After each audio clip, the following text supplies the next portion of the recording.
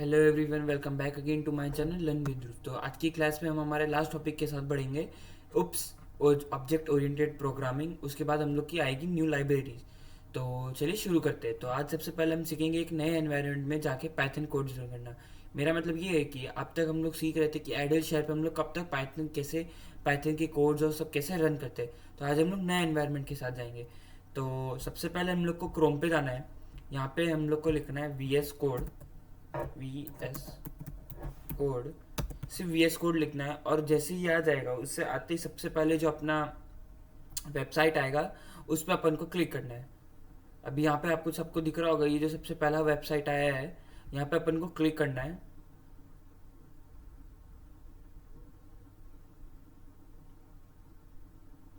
थोड़ा टाइम लग रहा है यहाँ पे, पर कोई नहीं। हाँ, यहाँ पे अपन को क्लिक करना है। अभी आप सबके सामने सबसे पहले कुछ ऐसा इंटरफेस आएगा, ये सब ऐसा सब कुछ आएगा। पर अपन को ये सब पे ध्यान नहीं देना है। अपन को सबसे पहले यहाँ पे जाना है डाउनलोड फॉर विंडोज, यहाँ पे क्लिक करना है। यहाँ पे क्लिक करेंगे अपने, बस उसके बाद ये आ जाएगा thanks for downloading V S code, और ये सब डाउनलोड होता जाएगा। ठीक है। तो बस अभी मेरे में तो डाउनलोडेड है तो मैं डाउनलोड नहीं करूँगा। तो अभी मैं इसको कैंसिल कर रहा हूँ। बस आपका जैसे ही वी एस कोड डाउनलोड हो जाएगा बस आपको वैसे ही आगे आगे वही सेम टू सेम स्टेप्स करते जाना है और कुछ करना नहीं है। अभी जैसे यहाँ पे मैंने इसको कैंसिल कर दिया, अभी हम लोग इसको बंद करते हैं। इसको बंद किया और यहाँ पे आपका आते ही वी एस कोड खुल जाएगा। फिर आपसे कुछ भी मांगेगा, आप सबको यस करना है सोच समझ के। और उसके बाद अपन को यहाँ पे वी एस कोड आपको कुछ ऐसा सा दिखेगा। आते ही सबसे पहले आपको ऐसा सा कुछ दिखेगा, ये है हमारा वी एस कोड।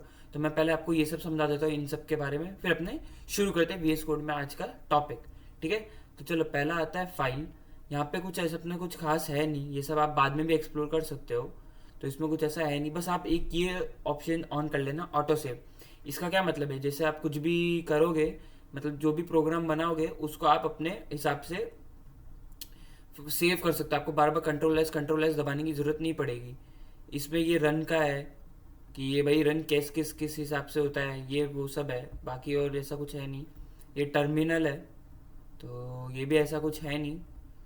अभी हम सीखते हैं ये सब के बारे में। ये होता है एक्सप्लोरर, इसमें अपनी जुड़ती है फाइल। जैसे कि अभी मैं आपको बताता हूँ। अभी मैं ओपन फोल्डर लिखा है तो यहाँ पे सबसे पहले मेरे को फोल्डर यहाँ पे क्रिएट करना पड़ेगा। अपने आइडल के जैसे नहीं कर सकते कि पहले अपने कोड लिखेंगे फिर रन करेंगे, नहीं। यहाँ पे पहले अपन को फोल्डर बनाना पड़ेगा। तो मैंने मेरे जैसे आप सबको पता है कि मैंने मेरा एक फोल्डर बनाया हुआ है, वही मैं डाउनलोड कर लूँगा जो मैंने पहले ही बनाया था वीडियोस करके। ये वाला जो फोल्डर है मैं इसी को ओपन कर लूँगा और ओपन यहाँ पे सिलेक्ट फोल्डर किया और ये अपना कुछ मेरा सामने आ जाएगा, देखना भी आपसे। बस ये मेरा ऐसा कुछ सामने आ गया। वीडियो आउटलाइन टाइमलाइन इन दोनों पे अपन को कुछ नहीं है, इस पे अपन को जाना है। यहाँ पे आप देख रहे हो कि अब तक का जो भी मैंने आप सबको सिखाया, ये जो मैंने सेव किया था ये सब वही है। तो ये देखो, ये सब जो है बस ये सब वही है। यहाँ पे अपने को ऐसा है, अभी मैं एक नई फाइल बनाऊंगा जिसमें अपन को आज का वर्क करना है। तो उसको मैं यहाँ देखूंगा, जैसे ये न्यू फाइल आप सबको, आई होप आप सबको दिख रहा होगा ये न्यू फाइल में। इसको बढ़ा देता हूँ थोड़ा। ये new file, new folder, refresh और ये बस। तो ये सब पे अपन को नहीं करना है, यहाँ पे न्यू फाइल करेंगे। यहाँ पे मैं लिखूंगा practice 6.py। आई होप आप सबको पता होगा कि py क्या होता है। तो यहाँ पे भी अपन को py लिखना ही पड़ेगा, क्योंकि अब जब तक अपने py नहीं लिखेंगे तब तक वीएस कोड को कैसे मालूम पड़ेगा कि हम कौन सा प्रोग्राम यहाँ पे कर रहे हैं। तो py पाइथन का शॉर्ट फॉर्म है, तो अपन को वो बनाना पड़ेगा। अब यहाँ पे आपको कुछ आएगा डिस्कवरिंग पाइथन इंटरप्रेटर्स, वो कैसे आएगा तो मैं आपको बता देता हूँ अभी थोड़ा। ये यहाँ पे एक बार फाइल बन जाए फिर मैं आपको सब एक्सटेंशंस है कि इसमें क्या क्या डाउनलोड करना पड़ता है, ये सारी जो यहाँ पे सब है ये मैं बताऊंगा। ये क्या है ये क्या है, तो मैं आप थोड़ी देर वेट करना, मैं सब बताता हूँ आप सबको। यहाँ पे ये फाइल बन जाए फिर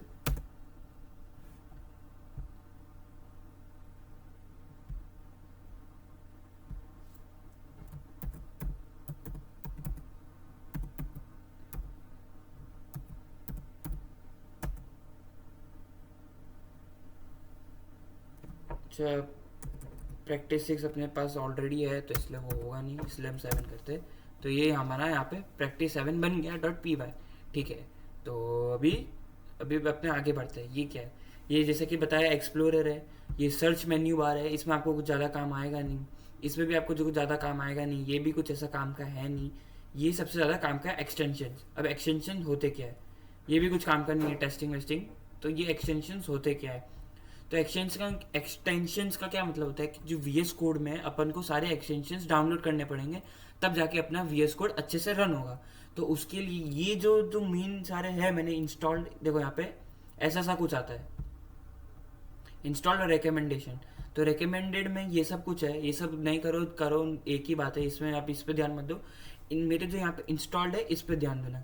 ये सब कुछ मेन एक्सटेंशन है जो अपन को डाउनलोड करने पड़ेंगे, जिसकी वजह से अपना पूरा जो वी एस कोड है वो प्रॉपर चल पाएगा। तो आई होप आप सब देख पा रहे होंगे। इसको मैं और बड़ा कर देता हूँ, और आप इन सब के साथ याद से देख लेना और इन सबको डाउनलोड कर लेना। कुछ नहीं करना है, इन सबको बस डाउनलोड करना है, इंस्टॉल करना है और ये अपना आप हो जाएगा। तो पहला है कोड रनर, दूसरा है गिटहब कोपायलट। ये पहला देखो ऐसा है, code runner, GitHub Copilot, GitHub Copilot chat, ये सब गिटहब के साथ ही डाउनलोड हो जाएगा। ये Jupyter, Jupyter cells tab tags, ये सब मैं सब आपको बताऊंगा कि जुपिटर क्या है, गिटहब क्या है, ये सब मैं आप सबको बताऊंगा। तो अभी पहले आप सब इसे डाउनलोड कर लेना। Jupyter keymap, Jupyter notebook renderers, Jupyter slide show, material icon theme, Pylance, Python. तो सबसे मेन है अपना ये पाइथन, क्योंकि अपने जैसे मैंने आपको बोला था कि जो फाइल में पी वाई तभी यूज होगा जब अपना इसमें पाइथन डाउनलोड होगा। तो पाइथन सब डाउनलोड कर लेना, ये सब पाइथन के साथ ही आते हैं ये सारे फाइल्स, तो ये सब डाउनलोड कर लेना। और रेमबो CSV, तो ये सब आप सब डाउनलोड कर लेना। तो आई होप आपको ये सब समझ आ गया होगा एक्सटेंशन और ये सब का।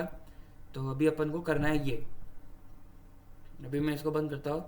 और ये कुछ बेसिक सेटिंग्स है, इसमें आप सब जाके थीम वीम जो भी है अपने हिसाब से चेंज कर लेना सेटिंग्स में जाके। थीम वीम जो भी आपको जैसे हिसाब से पसंद है उस हिसाब से चूज कर लेना। बाय डिफॉल्ट वाइट आता है, मैंने मेरा थीम ब्लैक रखा है, तो क्या मेरे को ब्लैक पसंद है इसलिए। तो आज हम लोग बढ़ते हैं हमारे नेक्स्ट टॉपिक के साथ, तो चलिए शुरू करते हैं। सो आज अब बढ़ते हैं हम लोग हमारे नेक्स्ट टॉपिक की तरफ, लास्ट टॉपिक की तरफ, ओप्स। तो यहाँ पे मैंने कुछ आपके सबके लिए सब ये सब रेडी कर चुके हैं। तो आज बेसिकली हम ये पढ़ेंगे ओप्स क्या होते हैं और ओप्स में कितने टाइप्स होते हैं, और एनकैप्सुलेशन के बारे में पढ़ेंगे। It's just a type of what we call, it's just a type of OOPS. ठीक है, तो हम स्टार्ट करते हैं। हाँ, ओप्स क्या होता है? OOPS is a programming paradigm that uses objects to design applications and computer programs. It utilizes several techniques from previously established paradigms, including modularity, polymorphism, and encapsulation. An object is a self-contained entity that exists of both data and procedures to manipulate the data. Objects are instances of classes which are templates for creating objects. Class defines the properties and behaviors of the object. An object can interact with each other through methods and message. OOPS allows for the certain of reusable and modular code, making it easier to maintain update large software systems. Some of the key concepts in the OOPS include inheritance, encapsulation, polymorphism and abstraction. तो basically इनका मतलब क्या हुआ? जो oops है वो एक ऐसा प्रोग्रामिंग पैराडिम है। इसका क्या मतलब होता है? इसका मतलब ये होता है कि ऐसा कोई प्रोग्राम जो अपन को कोड्स और ऐसा प्रिंसिपल प्रोवाइड करे कोड्स बनाने के लिए। तो वो एक ऐसा प्रिंसिपल है जो हमको ऑब्जेक्ट्स को डिज़ाइन करता है एप्लीकेशंस और कंप्यूटर प्रोग्राम्स के लिए। मतलब मैं आपको कैसे समझाऊँ? जैसे हम लोग को उप से ही समझ आ रहा है कि ऑब्जेक्ट ओरिएंटेड प्रोग्रामिंग मतलब ऑब्जेक्ट से ही हमको ओरिएंट होने वाली ऐसी प्रोग्रामिंग जो होती है उसको हम लोग उप्स बोलते हैं। तो उप्स में भी 4 टाइप होते हैं अपने पास। पहला होता है अपना इनहेरिटेंस, पहला होता है इनकैप्सुलेशन, दूसरा होता है हमारा इनहेरिटेंस, तीसरा होता है पॉलीमॉर्फिज्म और चौथा होता है एब्स्ट्रैक्शन। तो आज हम लोग पहले एनकैप्सुलेशन के बारे में पढ़ेंगे। तो चले हम लोग आगे बढ़ते हैं। तो यहाँ पे मैंने कुछ तैयार करके रखा है आप सबके लिए। Encapsulation refers to the building of data, attributes, and method functions into a single unit classes called classes. तो इसका क्या मतलब होता है? एब्स्ट्रैक्शन का ऐसा मतलब होता है कि वो डेटा और मेथड्स को बिल्ड करने में अपनी मदद करता है into a single unit called classes. मतलब एनकैप्सुलेशन क्या, जैसे कल हमने सीखा था क्लास के बारे में, तो एक क्लास के अंदर वो अपन को हेल्प करता है ये सब बनाने के लिए, ये सब बनाने के लिए अपन को हेल्प करता है, उसको हम लोग एनकैप्सुलेशन कहते हैं। और जो ये एनकैप्सुलेशन है वो सबसे कोर कॉन्सेप्ट है ओप्स का, मतलब सबसे मेन से भी मेन, इतना मेन कॉन्सेप्ट है ओप्स का। तो हम लोग पहले, इसके भी सब पार्ट्स होते हैं। पहला सब पार्ट है private attributes or method are only accessible within the class.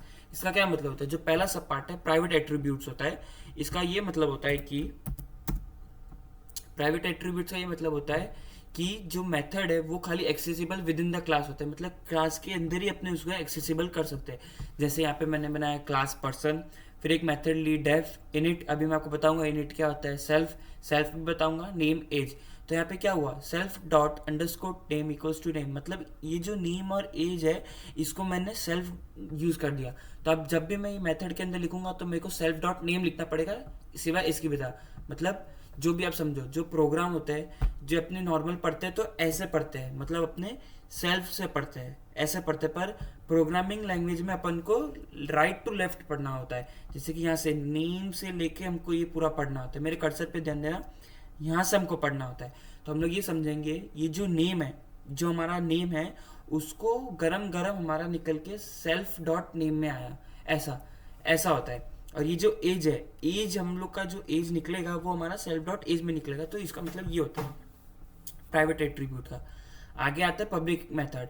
Public method are accessible, public method are accessible from outside the class, मतलब ये जो क्लास बनाया है मैंने, ये जो क्लास बनाया है उसको मैं बाहर से भी एक्सेस कर सकता हूँ। जैसे यहाँ पे मैंने ये जो ऊपर तक का ये तो सेम था, ठीक है। अभी इसको मैंने क्या किया, def get name return, return self dot name, जैसे कि अभी मैंने आपको बताया नहीं, जैसे अपने जो नॉर्मल प्रोग्रामिंग करते थे अपने उसमें लिखते थे प्रिंट, प्रिंट दिस, पर आप प्रिंट नहीं लिखेंगे, अपने आप लिखेंगे रिटर्न, मतलब जो ये मेरा जो मैंने बनाया है, ये जो मैंने मेथड बनाई है उसको मुझे तुम रिटर्न करो सेल्फ डॉट नेम से।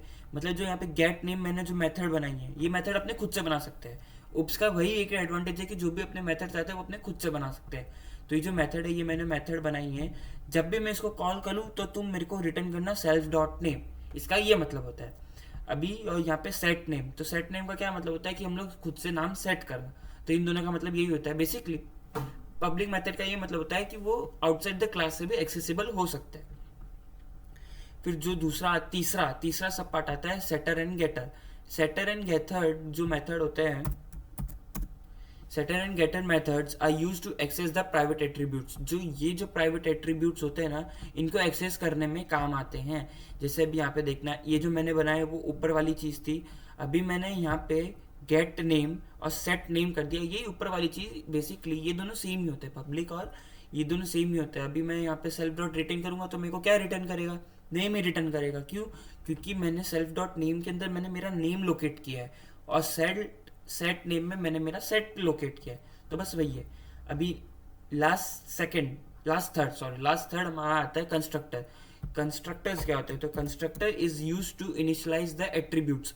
जैसे कि अभी आप सोच रहे होगे कि भैया ये इनिट क्या होता है, तो इनिट ही हम लोग का कंस्ट्रक्टर होता है। कंस्ट्रक्टर ऐसा होता है जो भी एट्रीब्यूट को हेल्प करता है हमको बनाने में। ये जो ये जो अंडरस्कोर देख रहे हो इसको हम बोलते हैं डबल अंडरस्कोर नहीं, इसको हम लोग डंडर अंडरस्कोर से बोलेंगे। क्या बोलेंगे, डंडर अंडरस्कोर। तो इसको हम लोग डंडर अंडरस्कोर से बोलते हैं। जहां पे भी आप ऐसा देख लो जैसे ये कुछ आ रहा है तो इसको अपने क्या बोलेंगे, ये अपना होता है कंस्ट्रक्टर। आंख बंद करके अपन को बोल देना कि ये हम लोग का कंस्ट्रक्टर है। जैसे हम लोग के पास कोई भी ऐसा कोई मेथड आया तो इनिट उनमें से वन है, ठीक है। अब डिस्ट्रक्टर्स क्या होते हैं, तो डिस्ट्रक्टर जैसे कंस्ट्रक्टर उसका उल्टा destructor is use to delete the object. यहाँ पे मैंने इनिट बनाया था, यहाँ पे मैं डिलीट करूंगा तो ये मेरा डिलीट आ जाएगा, बस यही होता है। सेल्फ कीवर्ड, अब तक आप देख रहे हो कि यहाँ पे सेल्फ कीवर्ड है, यहाँ पे सेल्फ कीवर्ड है, यहाँ पे सेल्फ कीवर्ड है, यहाँ पे। तो आप लोग पूछ रहे हो कि भैया सेल्फ कीवर्ड होता क्या है, तो सेल्फ कीवर्ड क्या होता है, self keyword is use to access the attribute and method. जो मैंने ऊपर एट्रीब्यूट और मेथड बनाई है वही मैंने सेल्फ में डाल दिया। जैसे कि मैंने बोला था जो भी है इसको हमेशा यहाँ से प्रोग्राम को पढ़ना होता है। तो जो मेरा नेम है इसको मैंने सेल्फ डॉट नेम में दिया, तो जो ये जो मेरा नेम लोकेट हो रहा है ना वो मेरा सेल्फ में हो रहा है। तो अब मेरे को नेम नहीं सेल्फ डॉट नेम लिखूंगा तो मेरे को कुछ भी नहीं, जैसे मैं लिखूंगा वैसे ही मेरा जो भी आंसर मैंने लिखा होगा वही मेरा आ जाएगा। तो आई होप आपको सेल्फ समझ आ गया होगा, यही सब सेम चीज है। तो आज की क्लास में बस आपको यही बताना था, एक तो वीएस कोड के बारे में बताना था जो मैंने आपको बता दिया, और एनकैप्सुलेशन के बारे में मेरे को बताना था। तो एनकैप्सुलेशन भी मैंने आपको बता दिया। उप्स क्या होते हैं उप्स के बारे में बताया, एनकैप्सुलेशन के ऊपर जो मेथड आते हैं उनके बारे में बताया। अब जो नेक्स्ट क्लास होगी उसमें हम सीखेंगे इनहेरिटेंस के बारे में। तो तब तक के लिए बने रहे। Thank you. Good bye.